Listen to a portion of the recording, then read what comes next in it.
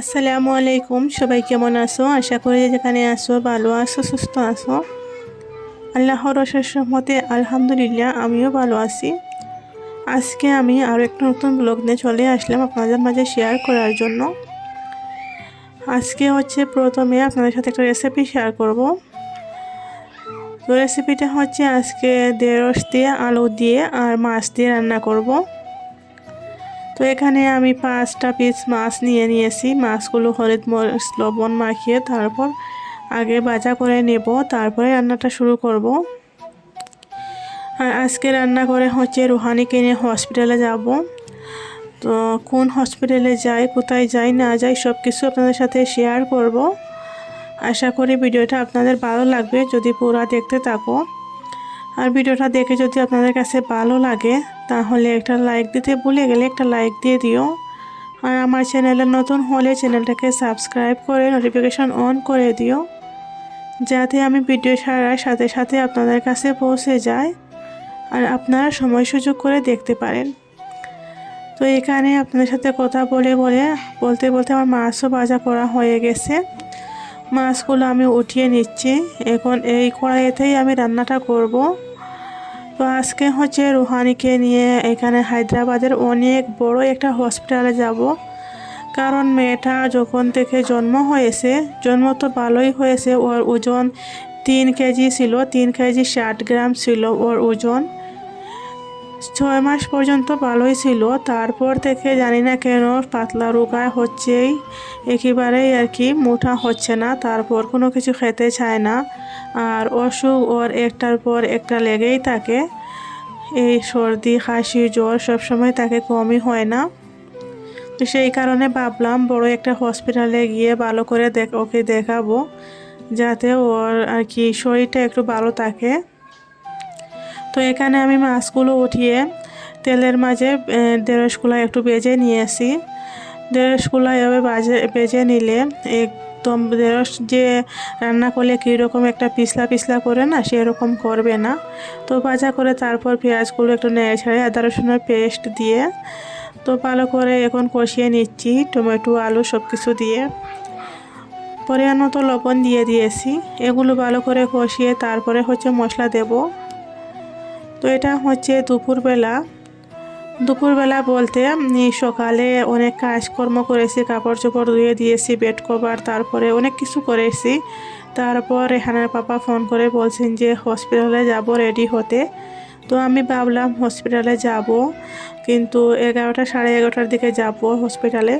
গিয়ে আবার আসতে আসতে দুপুর পার হয়ে যাবে। আর এসে যে আবার রান্না করব, কোথায় গেলে এসে আবার রান্না করাটা অনেক আমার কাছে আর কি কীরকম লাগে, ভালো লাগে না শরীর একেবারেই। সেই কারণে তাড়াহুড়া করে এই রান্নাটা করে নিচ্ছি। আর এই রান্নাটা করতে বেশি সময়ও লাগে না, ঢেঁড়স আলু তাড়াতাড়ি সিদ্ধ হয়ে যায়। সেই কারণে ভাবলাম ঢেঁড়স আলু রান্না করে রেখে যাব। আর ওইদিকে আমি ভাতও বসিয়ে দিয়েছি, ভাত হচ্ছে। তো এদিকে আমি মশলা দিয়ে ভালো করে কষিয়ে তারপরে একটু পানি দিয়ে দিয়েছি, দিয়ে তারপরে ওগুলো সিদ্ধ করে নিয়েছি। এখন আমি এখানে মাছ দিয়ে দেবো। ওগুলো সিদ্ধ হয়ে গেছে, তাড়াতাড়ি হয়ে যাবে, বেশি সময় লাগে না। মাছ দিয়ে যখন ফুটে উঠবে তখন আমি গ্যাসটা বন্ধ করে নেব। এভাবে ঢেঁড়স আলু রান্না করলে অনেক মজা লাগে খেতে। আপনারা যারা খাওনি একবার ট্রাই করে দেখবেন।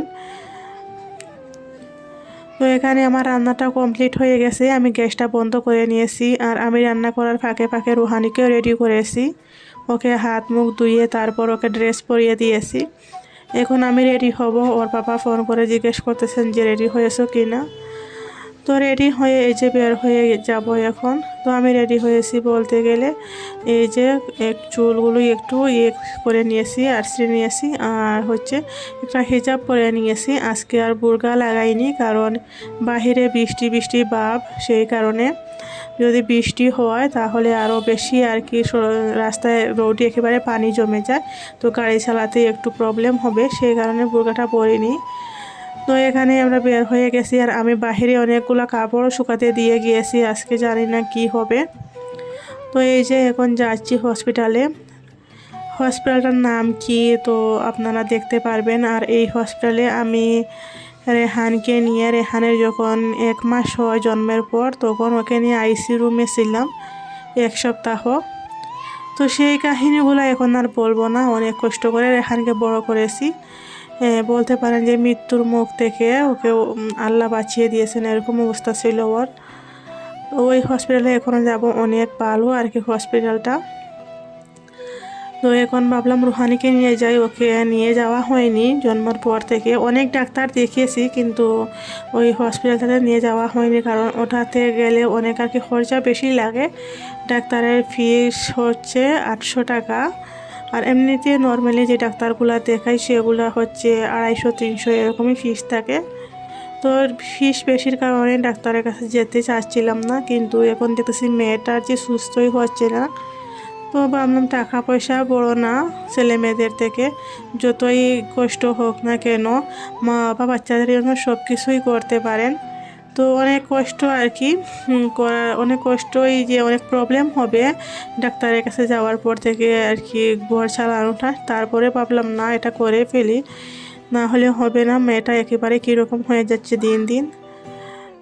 কয়েকদিন আগে ওর পেটে ব্যথা, অনেক কিছু খাচ্ছিল না, বলছিল পেটে ব্যথা করতেছে। তো সেই পেটে ব্যথার কারণে আরও বেশি টেনশন হচ্ছিল যে কি জানে হয়েছে পেটে। তো যাচ্ছি, দেখি যাওয়ার পর ডাক্তার কি বলে না বলে। আপনারা ভিডিওটা দেখতে থাকো, আশা করি ভালো লাগবে। আর সবাই আমার ছেলেমেয়েদের জন্য দোয়া করবেন যাতে ওরা সবসময় সুস্থ থাকে, ভালো থাকে।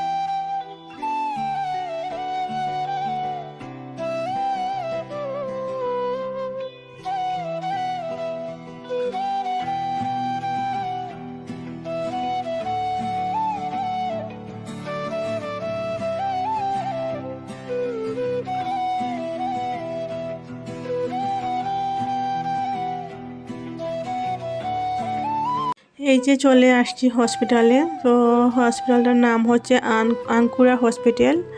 তো এটা হচ্ছে শুধু মেয়েদের জন্য আর বাচ্চাদের জন্য এই হসপিটাল। অনেক ভালো সার্ভিস এটার, অনেক আর কি। যেই রেহানকে নিয়ে অনেকবার আসছিলাম, যে এবার আসি না কেন কাজে লেগেছে।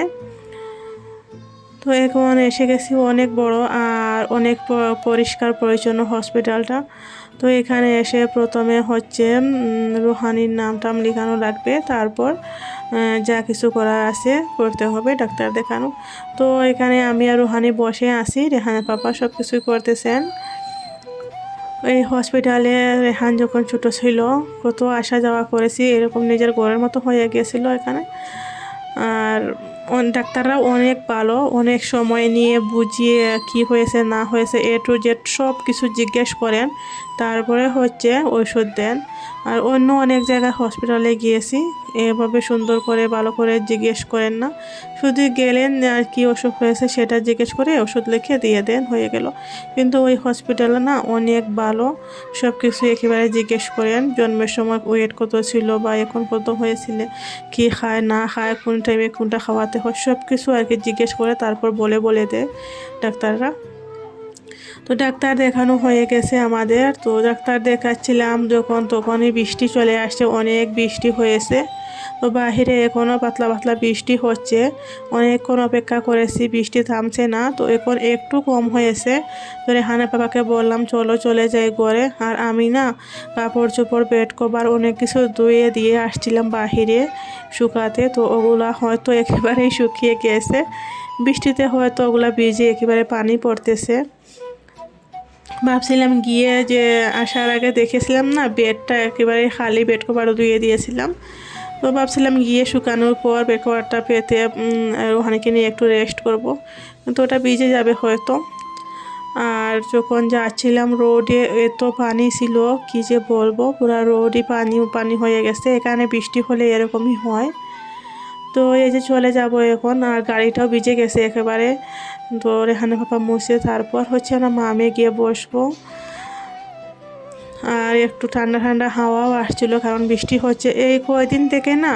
হায়দ্রাবাদে অনেক বৃষ্টি হচ্ছে। আগে হায়দ্রাবাদে প্রচুর গরম থাকতো, গরমে থাকা যেত না এরকম অবস্থা। আর আমাদের গ্রামে আসামে অনেক আর কি বৃষ্টি ঠান্ডা ওসব বেশি থাকতো। কিন্তু এই বছর উল্টা হচ্ছে, আসামে প্রচুর গরম, মানুষ টিকতে পারতেছে না, কাজ করতে পারতেছে না, এরকম গরম। কিন্তু হায়দ্রাবাদে না গরম নেই একেবারেই, যে সবসময় বৃষ্টি হচ্ছে, শীত শীত পাবে এরকম আর কি। এখন ঘরে চলে যাব। আর ভিডিওটা আমি আর বেশি লম্বা করব না, এমনিতেই আজকের ভিডিও অনেক লম্বা হয়ে গেছে। সবাই ভালো থেকো, সুস্থ থেকো। আর ভিডিওটা কেমন লাগলো অবশ্যই কমেন্ট করে জানিও। আল্লাহ হাফিজ সবাইকে। আসসালামু আলাইকুম।